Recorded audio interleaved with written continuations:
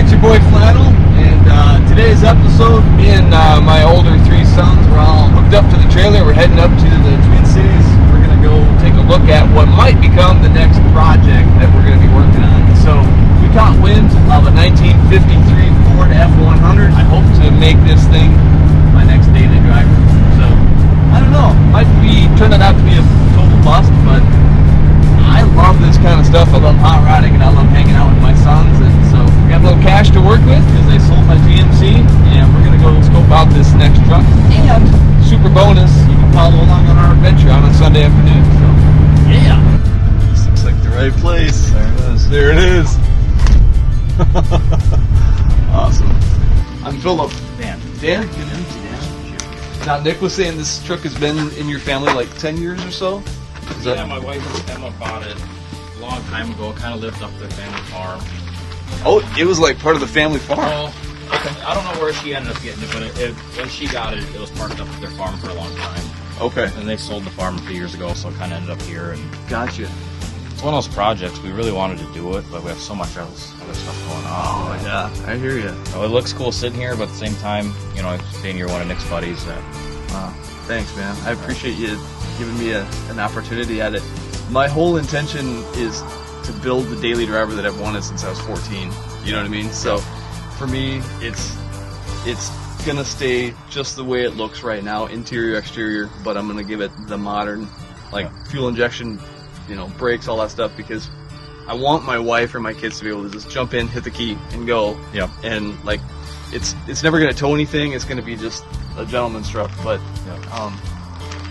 this is for sure my favorite color too, like that seafoam green. Yep. Oh man, that's exactly like when I saw Nick's pictures that it still has some of these details to it. It's like, yep, it could make good yard art, but I'd like to give it a second chance at life. I like to hear that. Yeah, I wanna see it back on the road again and get it going.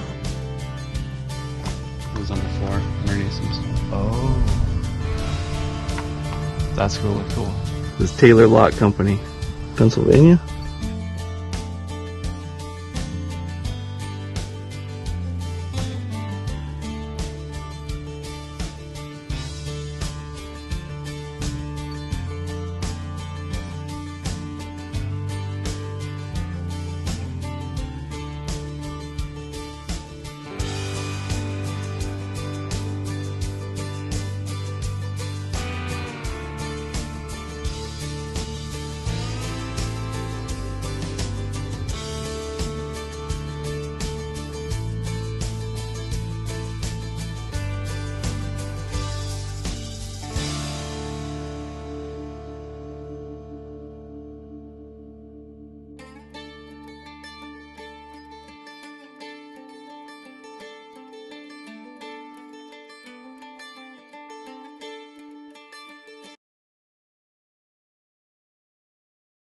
I think we're ready. I will steer, and you guys start and stop. All right, here we go, guys. There we go. Nicely done. Sweet. Let me point out for you a few of the things that I think are just the coolest on this truck. One of them is this fender that was repaired quite a while ago, obviously. It must have had like a cut or something like that. It was dented here, but then creased in and cut, and they re-welded it, mudded it, and then painted it. And I just absolutely love it. It was so long ago that the bare metal's actually starting to pit a little bit. And so stories like that of an old farm truck getting beat, that's cool to me. And that's why the other side fender that has a crease in it, I'm gonna straighten it out some, but it's not gonna be perfect, because that's what this truck is all about. Let me show you something else that I think is really cool on this thing. There's a bunch of really cool stuff. Look at this. Farmers Insurance Group sticker still on the tailgate, and it's staying. Absolutely. Last time this thing was licensed, 1972. And that's what the title says. It has a Wisconsin 1972 title that I got from the family. So, yeah, somehow I'm going to incorporate this license plate into the build somewhere. It might be the patch panel for where the fuel filler neck used to go into the cab. I'm not sure. Somewhere, somehow, I'm going to incorporate that into the build. have a plan for the bed floor, the wood. I already contacted my buddy who builds dining room tables using reclaimed barnwood, and so we're going to use reclaimed barnwood inside the bed. And this thing, every single piece that you see here is available in the aftermarket to be able to, get these bed supports and the metal strips to go across and all those things. I'm going to be reusing the original frame, and we're going to use as much that we still can of this truck. So it's going to be awesome. I am really, really excited and just over the moon. So cool, so cool. All right, I need to go to the store and buy some SOS pads, Scotch Brite this thing. I'm really excited to see what color comes out from this patina as we try and restore it and get some color popping back out of it, and then seal it up with some boiled linseed oil and mineral spirits to try and preserve that look. And I know that there's a lot of other things available in the aftermarket, for patina juice and things like that, but the concoction that I'm going to be using is the one that I learned from Derek at Vice Grip Garage. So Derek, thank you for the idea. I'm excited to try it on my truck. So time to go to the store and get some shine juice. So I have been waiting literally decades to be able to do this to a patina paint job. And I still have a little bit of daylight and I can't help myself. So we're doing this today because I can't help it. Just too excited. A little bit of Comet, a little bit of dish soap, SOS pads, nice and gentle. Not gonna dig hard. Just like Derek at Vice Grip Garage pointed out. We're just gonna smooth it out, get that seafoam green to just come on back.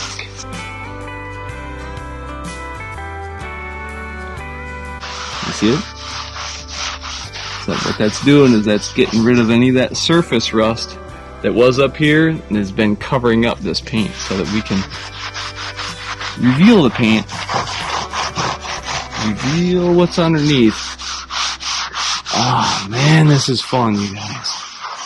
I can't tell you how many videos I've watched of people doing this and daydreaming, thinking maybe someday I could have a project like that I could do too. It's hard to put into words how exciting this is for me. I'm geeking out pretty hardcore on you now, I know, but this is literally a dream come true truck for me. I've been wanting a truck like this since I was 14, 15 years old, sitting in my bedroom, reading truck magazines, and yeah, Ford F-100 has been a dream of mine for many a year. Glad you can share it with me.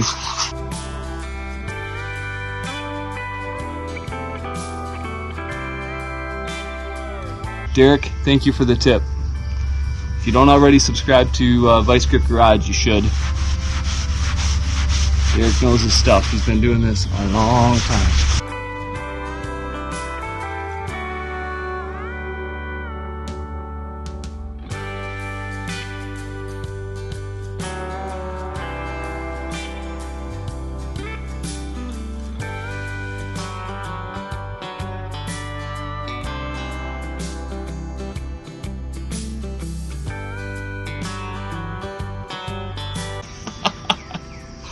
Oh man, that's cool.